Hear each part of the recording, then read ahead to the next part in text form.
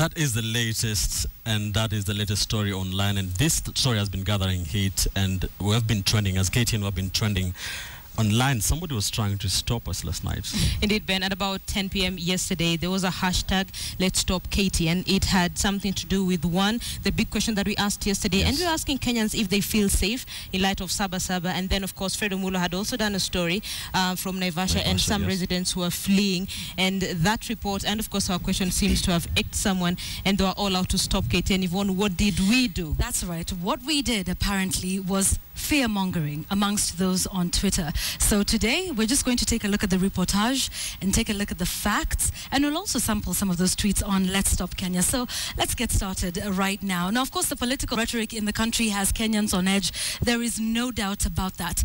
But now what we want to do is I'd like you to take a look at some of this reportage. Take a look at the front page of the Standard newspaper today, Saba Saba Heat. If you take a look at the Star right there at the bottom, they went a little all out talking about Luos fleeing Naivasha over Saba Saba. And to that, the Media Council of Kenya today had a swift rejoinder this evening. And let me just quote a little bit of that. They said that reporting on ethnic or sectarian dispute should be published or broadcast upon verification of facts with caution and restraint in a manner which is conducive to the creation of an atmosphere that is congenial to national harmony.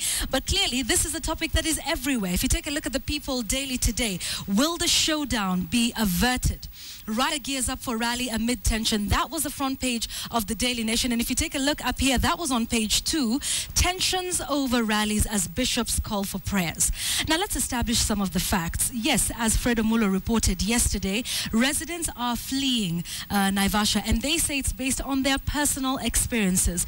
All of this, of course, despite the fact that Inspector General of Police David Kimayo has indeed assured Kenyans of security in all parts of the country.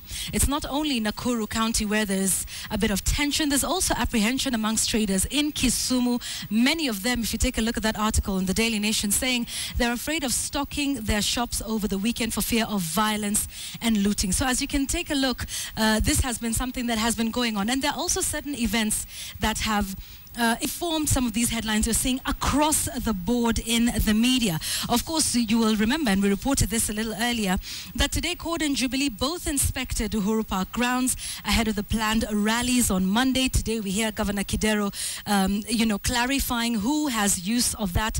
Aden Duale, who's the majority leader, said there was no planned rally and that Waitito and Moses Kuria were doing so, or were not doing so rather, at the behest of the party.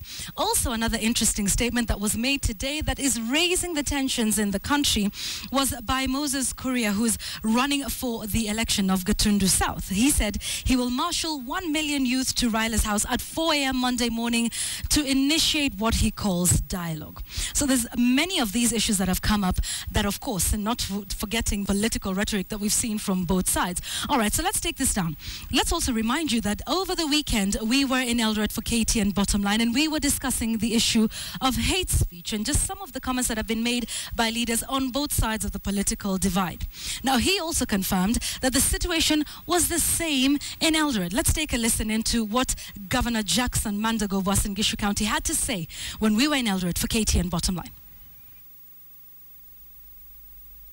Hivi tunavyoongea sasa, Alan, wale watu wangu wa kaunti hii wa Jua Kale hawako kwenye kaunti hii. Wako wapi? Washaenda makwao. Kwa nini? Kwa sababu ya hiyo matamshi yalitokea kwenye hiyo mkutano. Kwa hivyo sisi sahihi tukiongea kama kaunti, ile mpango yetu watalala njaa hapa. Watalala njaa. Watalala njaa kwa sababu unajua nyinyi mnachukulia kama mzaha. Naam. Tunasema kuna watu wa Jua Kale. Naam. Ambao tulikuwa na mpango wa Jua Kale katika kaunti hii, tukijitayarisha kwenda kwenye conference kuu ya Jua Kale. Sasa hao ambao tulikuwa tumewatayarisha sasa wamehama kwenye hii kaunti. All right, so some of these issues is are what informed our opinion count question last night. We asked you, in light of all the events that are happening in the country, do you feel safe ahead of the Saba Saba rallies? So let's sample some tweets. I like to call them social media influencers rather than the term bigwig. I think influencer sounds better. Christian Della said, the media should be reporting how Saba Saba is going to be a normal, working and peaceful day. Don't spread fear. Let's stop KTN. That's the hashtag that was trending. In response to that, we cannot report whether there will be peace or violence on Monday up until that happens. The reportage that you're seeing is talking about the situation and the mood and the perception in the country in the run-up to Sabasaba. Let's take a look at another one. Cyprian Nyakundi, if KTN has any information about us being bombed, let them inform us who said the Saba Saba rallies will be marked with violence. Indeed, these are some of those tweets. And let's take a look at others which were a little bit different. And of course, we had some in support. Let's Stop KTN is another government hashtag. How do you stop the truth? We are tribally divided and on the brink of violence. What you cannot see there is the picture of Raila when he met Uhuru Kenyatta at the burial of General Mulinga. That happened over the weekend. Here's another one.